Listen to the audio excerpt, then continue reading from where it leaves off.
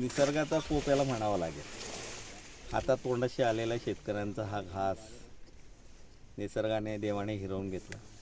काल अचानक संध्याकाळी 4:30-5च्या दरम्यानमध्ये शिरपूर साईडकडनं अतिशय जोरात वादळ आलं आणि त्या वादळामुळे चोपडा तालुक्यामध्ये जवळजवळ 1585 शेतकऱ्यांचं मोठ्या प्रमाणात नुकसान झालं आहे. जवळजवळ 2000 हेक्टरच्या पर्यंतचं हे नुकसान आहे. आज सकाळीच रेस्ट हाऊसला सन्माननीय तहसीलदार थोरात साहेब, कृषी अधिकारी साळुंखे, BDO पाटील या सर्वांना बोलवून तातडीने सर्व ठिकाणी झालेल्या नुकसानाचे पंचनामे करायला सांगितले. प्रत्यक्ष शेतकऱ्यांकडे जाऊन सुद्धा त्यांना भेटी देऊन सांत्वन करण्याचा प्रयत्न. पंचनामे कोणाचेच राहणार नाही. महाराष्ट्र शासनाच्या नियमाप्रमाणे, केंद्र शासनाच्या नियमाप्रमाणे जे नुकसानीची भरपाई ती देण्यासाठी आम्ही प्रयत्न करूच.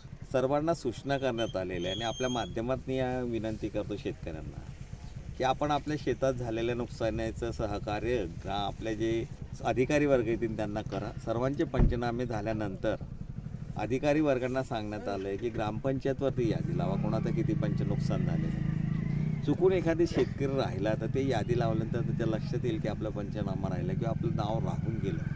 म्हणून ग्रामपंचायतच्या कार्यालयावरती ती नोटीस लावायला सांगितलेली आणि जिथे ते नुकसान झालं तिथे प्रत्यक्ष जाऊन भेटी देतो आहोत. पण वादळ होतं, वादळामुळे थोडं जास्त नुकसान झालं.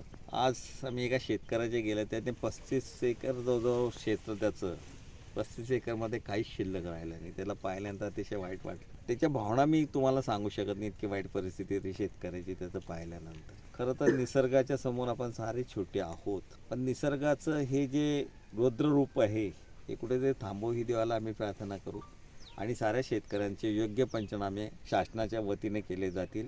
या आदरणीय पालकमंत्री महोदयांशीही माझं बोलणं झालं आहे.